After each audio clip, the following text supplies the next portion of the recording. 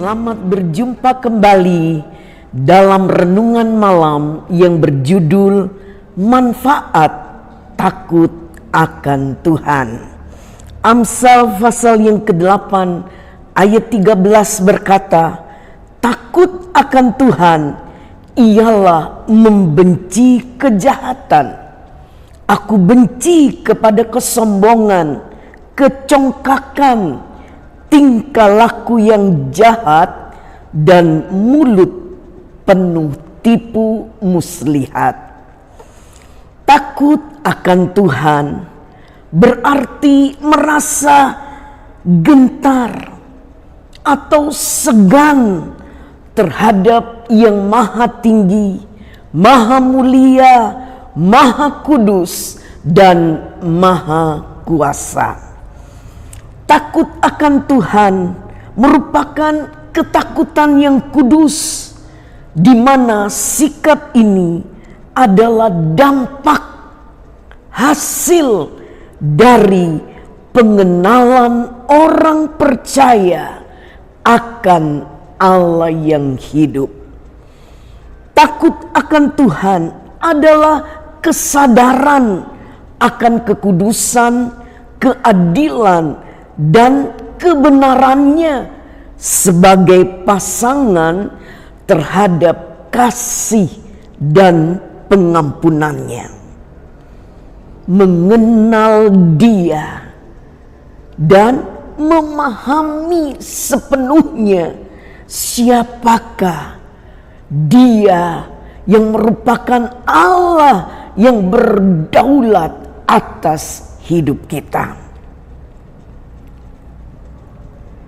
Takut akan Tuhan berarti memandang Dia dengan kekaguman dan penghormatan kudus, serta menghormatinya sebagai Allah karena kemuliaan, kekudusan, keagungan, dan kuasanya yang besar. Dan di dalam PB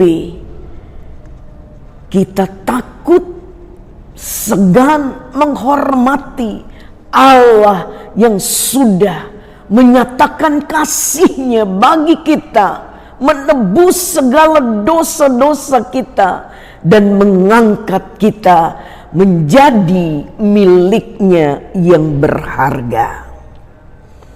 Filipi 2 ayat 12 berkata, hai saudara-saudaraku yang kekasih, kamu senantiasa taat. Karena itu, tetaplah kerjakan keselamatanmu dengan takut dan gentar. Bukan saja seperti waktu aku masih hadir, tetapi terlebih pada sekarang waktu aku tidak hadir. Rasul Paulus mengingatkan jemaat di Filipi untuk tetap mengerjakan keselamatan itu dengan takut dan gentar, dalam arti kata taat, melakukan kehendak Allah, karena Dia adalah Allah yang maha besar, Allah serba sekalian alam. Puji nama Tuhan. Tadi ayat pokok kita berkata, takut akan Tuhan ialah membenci kejahatan, kesombongan, kecongkakan, tingkah laku yang jahat, dan mulut yang penuh tipu muslihat. Karena apa? Karena setelah kita percaya kepada Tuhan Yesus Kristus sebagai Tuhan dan Juru Selamat kita, 2 Korintus 5 ayat 17 berkata, jadi siapa yang ada di dalam Kristus, ia adalah ciptaan baru, yang lama sudah berlalu, sesungguhnya yang baru sudah datang. Haleluya. Kita adalah ciptaan baru. Allah memiliki tujuan di dalam hidup kita. Sebab itu mari kita kerjakan semua dengan segan, dengan takut dan gentar. Dalam arti kata, kita hargakan kepercayaan yang Allah berikan kepada kita. Seperti di dalam Injil Matius 5 ayat 14 dan ayat 16 berkata, kamu adalah terang dunia. Kota yang terletak di atas gunung tidak mungkin tersembunyi. Demikianlah hendaknya terangmu bercahaya di depan orang, supaya mereka melihat perbuatanmu yang baik dan memuliakan Bapamu yang di sorga. Luar biasa. Pada saat kita mengerjakan tujuan Allah di dalam hidup kita dengan takut dan gentar kepada Dia, maka nama Bapa yang dipermuliakan. Ada beberapa manfaat yang kita peroleh karena kita takut akan Tuhan. Pertama, Amsal 9 ayat yang ke-10.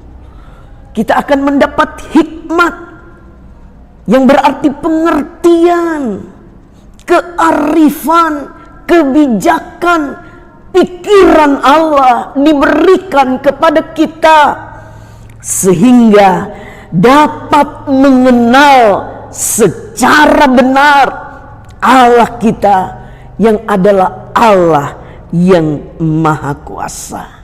Itulah sebabnya Rasul Paulus berkata di dalam Filipi 3 ayat 10, yang ku kehendaki ialah mengenal Dia dan kuasa kebangkitannya dan persekutuan dalam penderitaannya, di mana aku menjadi serupa dengan Dia dalam kematiannya.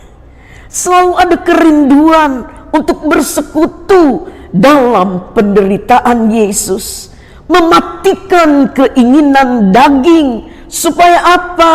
Supaya hidup kita mempermuliakan Bapa yang di sorga, menjadi saksi Kristus dalam keluarga, bahkan bagi orang lain juga.